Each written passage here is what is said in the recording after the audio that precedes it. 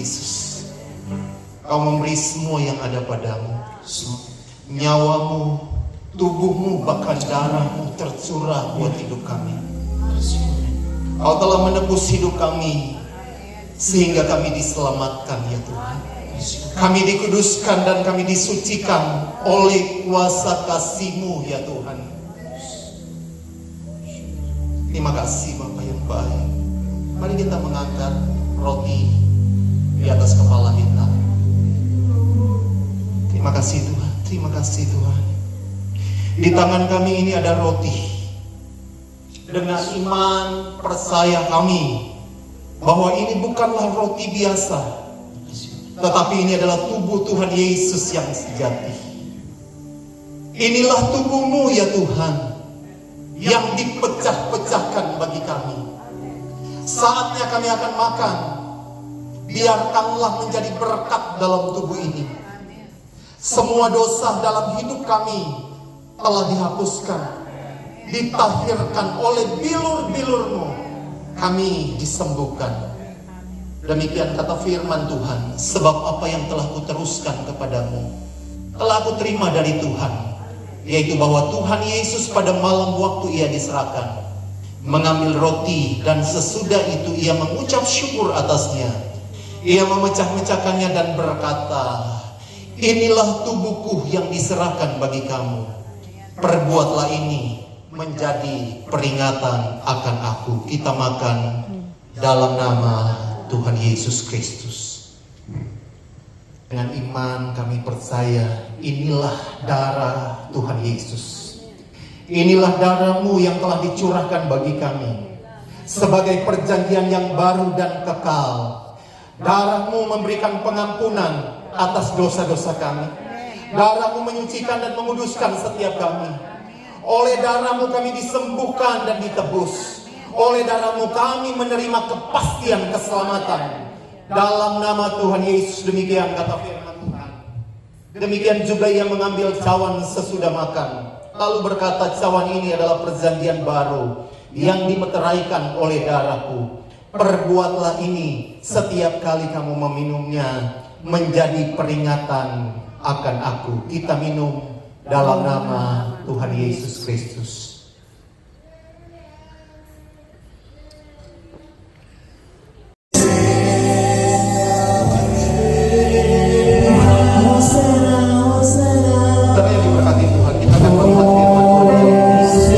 Bolehkah kita lihat bersama-sama di dalam Filipi pasal yang keempat. Lihat ayat 12 dan ayat yang ke-13. Saya akan bicara tentang tetap kuat di tengah-tengah kesukaran. Tetap kuat di dalam Tuhan, dalam segala persoalan apapun orang tetap kuat. Coba lihat sebelah kanan kirimu, bilang tetap kuat di dalam Tuhan.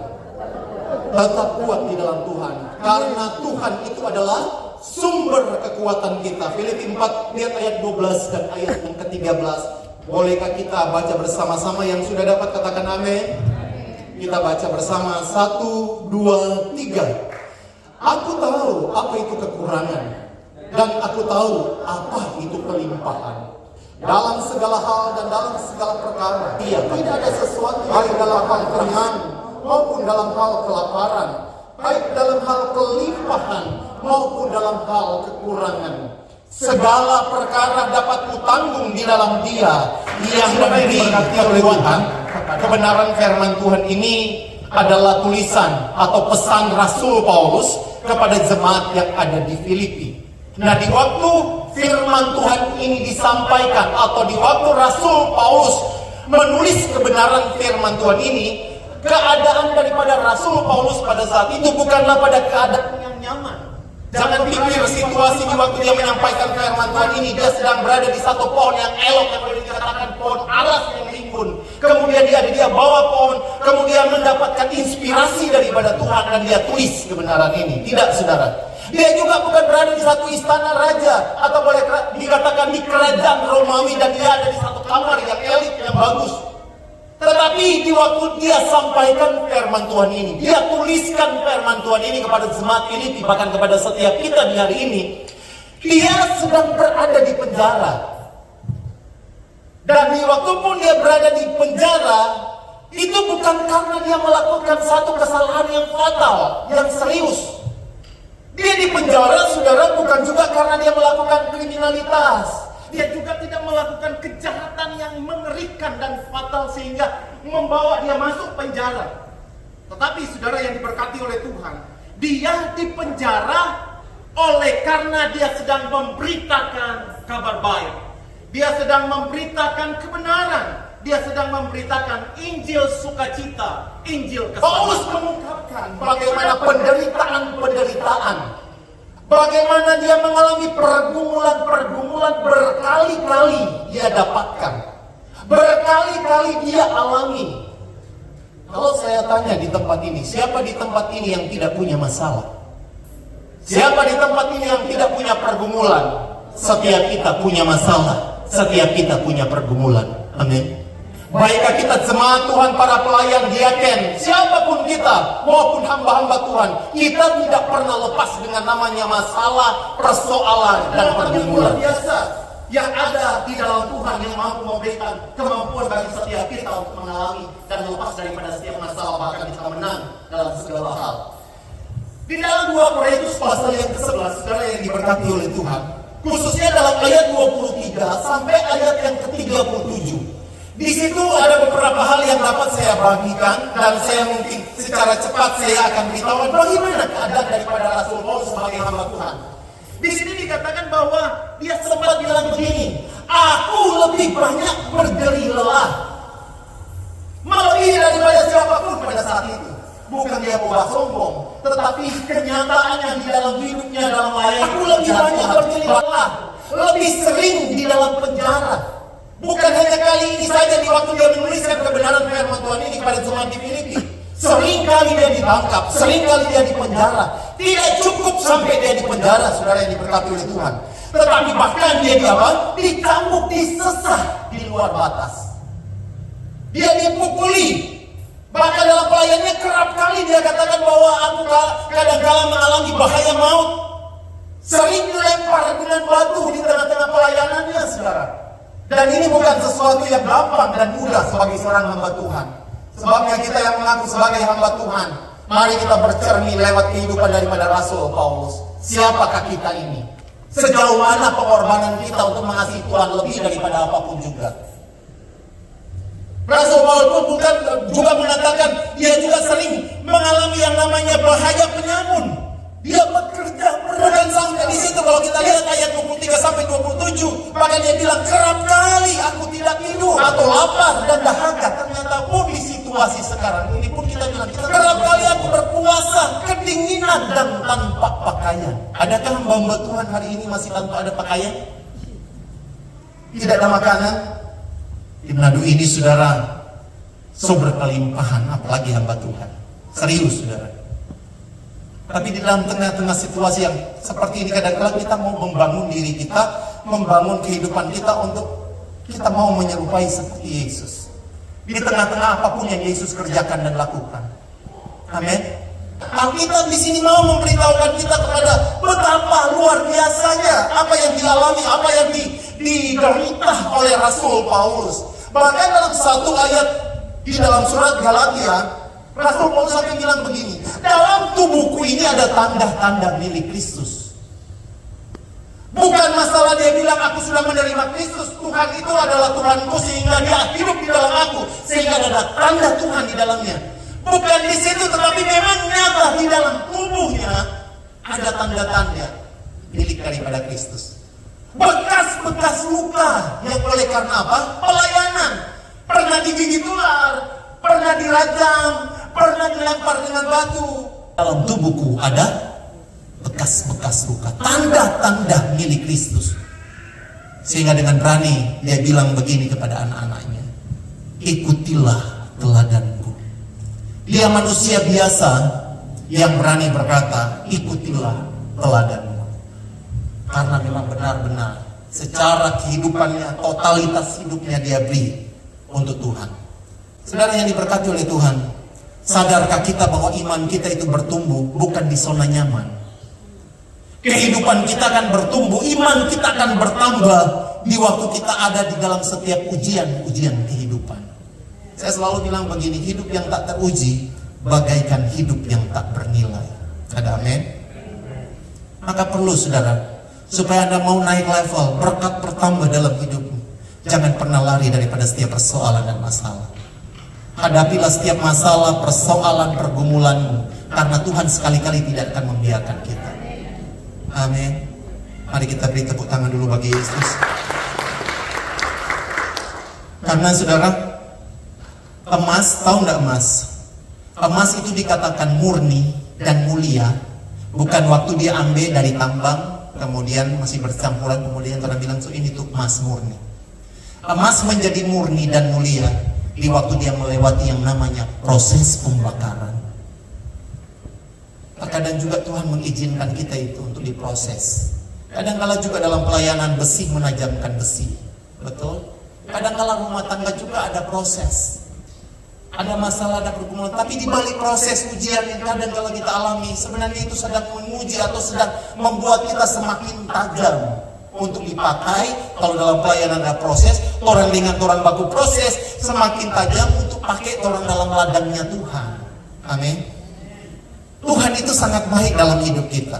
Yakobus 1 ayat 12 bilang begini, berbahagialah orang yang bertahan dalam pencobaan, sebab apabila dia tahan uji, dia akan menerima mahkota kemuliaan yang akan diberikan kepada barang siapa yang mengasihi dia.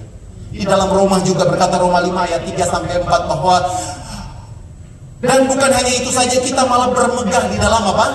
Kesengsaraan. Karena di balik kesengsaraan akan menimbulkan apa? Ketekunan. Di balik ketekunan akan ada apa? Tahan uji akan menimbulkan apa? Ada pengharapan. Pengharapan apa? Tidak pernah mengecewakan. Sebab itu saudara, jangan pernah takut dengan masalah. Keadaan apapun yang sedang kau alami, masa hidupmu, di usia berapapun engkau hari ini, tetap ada masalah, ada persoalan. Tapi hadapilah setiap masalah, persoalan. Ada kekuatan yang datang daripada Tuhan yang memberi dan memberikan kemampuan bagi setiap kita. Apa yang menjadi rahasia daripada Rasul Paulus sehingga dia tetap kuat, dia tetap tegar? Coba lihat ayat yang ke-13. Mari kita baca bersama-sama Filipi 4 ayat yang ke-13. 1, 2, 3. Segala perkara dapat kutanggung di dalam Dia yang memberi kekuatan kepadaku. Inilah rahasia yang Tuhan mau beritahukan kepada setiap kita. Segala perkara, apa maksudnya? Apapun yang menjadi persoalanmu, apapun yang menjadi masalahmu, segala sesuatu yang dialami, baik perkara kecil, perkara besar, baik perkara-perkara persoalan-persoalan biasa maupun yang luar biasa, segala perkara.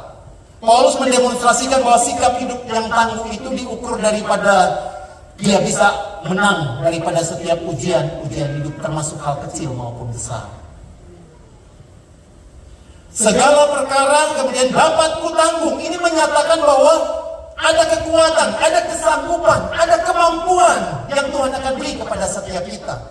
Banyak perkara, keadaan bagaimana, perkara apapun yang sedang Anda hadapi, saudara, Alkitab di sini berkata dapat kutanggung, mampu kita untuk dapat menanggungnya. Seberat apapun, mampu untuk kita pikul. Sejauh apapun, mampu untuk kita jangkau dan kita pergi bahkan dan dapat kita pergi bahkan mampu juga kita bisa bertahan.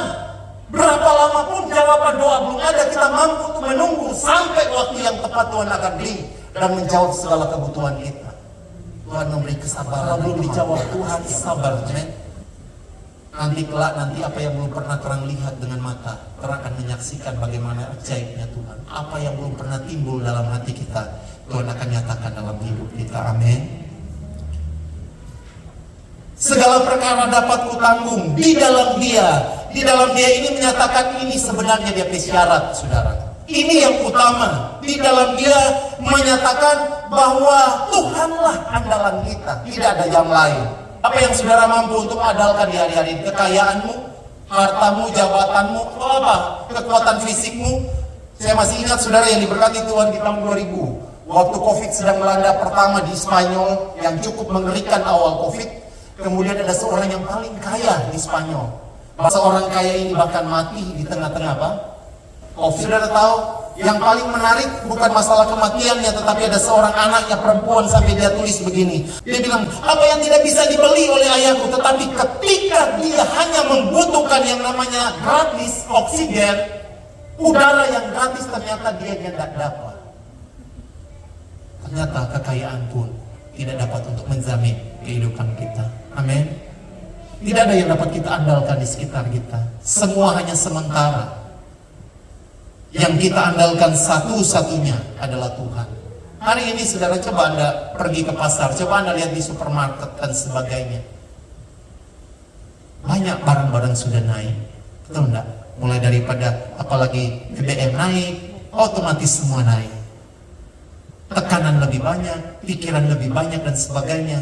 Tapi percayalah, hanya Tuhan yang sanggup memberikan kekuatan, kemenangan, keberkatan bagi kita semua. Berserahlah, bergantunglah pada Tuhan. Dia tidak akan pernah meninggalkanmu. Jangan pandang Anda, oh kita seumat, gimana cara kerja Tuhan? Banyak cara kerja Tuhan untuk memberkatimu, untuk menolong kehidupanmu. Yohanes 15 ayat 7 berkata demikian.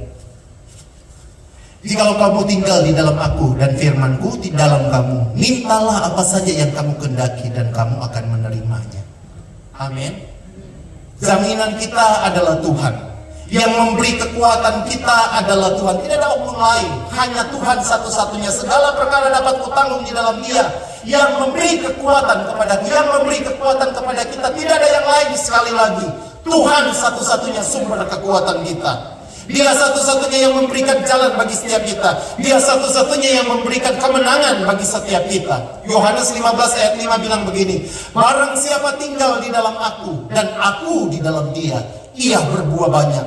Sebab di luar aku kamu tidak dapat berbuat apa-apa. Kita ada di dalam dia. Saudara, sederhana saja kalau kita tanya, seandainya Yesus yang ada di dalam hidup kita, kontoran coba-coba, Tuhan ini umpama saja. Saudara kan bilang begini, Tuhan Roh Kudus, kita nggak butuh Tuhan lagi. Tuhan kita sampai mau, kita ambil kok kita lepas, pergi ke sana. Kira-kira tanpa Tuhan, siapa orang peduli ini? Tanpa Roh Kudus dalam hidup kita ini, siapa orang peduli ini, saudara? Pertanyaannya, siapa kita tanpa Tuhan? Saudara yang diberkati oleh Tuhan, kita kalau kita tanpa Tuhan, maafkan saya bilang orang tidak selebih daripada orang ini hanya seperti seogok atau boleh dikatakan segumpal tanah yang tidak ada artinya. Orang bisa bernilai, orang bisa berharga karena sebenarnya ada Yesus yang hidup di dalam kita. Sehingga kita orang boleh bilang begini, Oma, bukan aku lagi yang hidup, melainkan Kristus yang hidup di dalam. Daud pernah bilang begini, aku boleh kehilangan segala hal, kerajaanku pun boleh lenyap, tetapi jangan sampai aku kehilangan Tuhan. Tapi dia tulis di dalam Mazmur 51 ayat 13, jangan ambil rohmu daripadaku ya Tuhan. Betapa pentingnya Tuhan ada dalam hidup kita. Amen. Coba kita cek, kita recek lagi, masih ada Tuhan dalam hidup ini.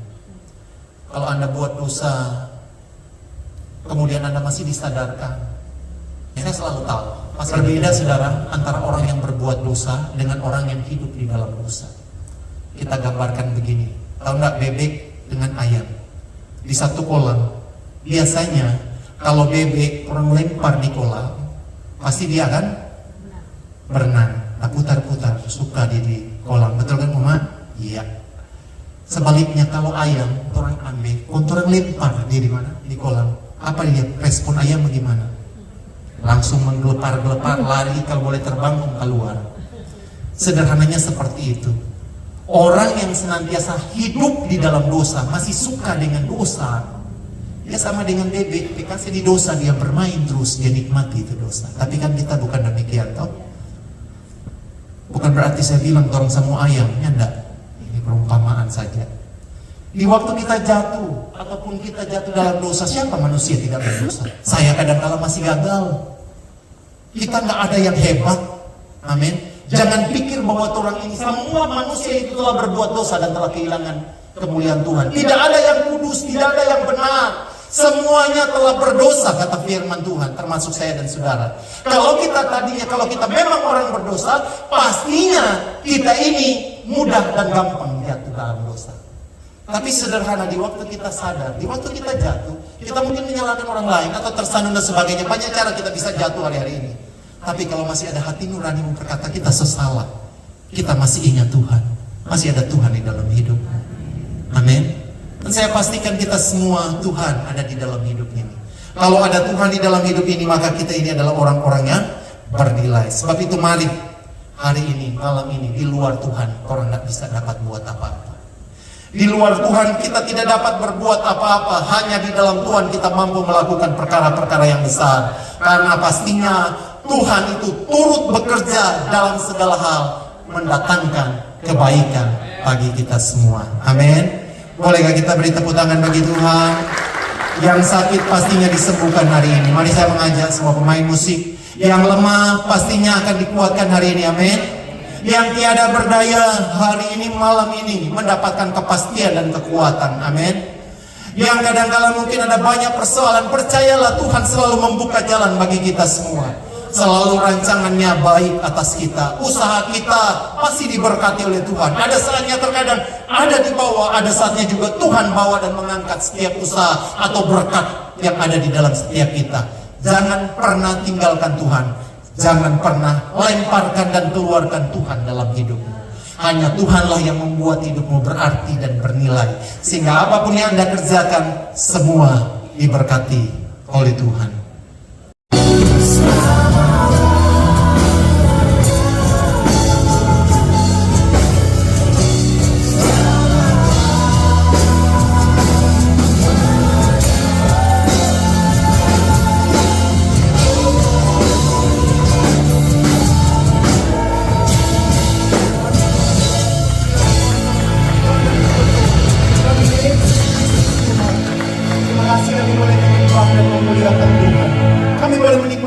Tuhan di tempat ini, kami percaya segala sesuatu yang kami lakukan, jerih lelah kami tidak sia-sia.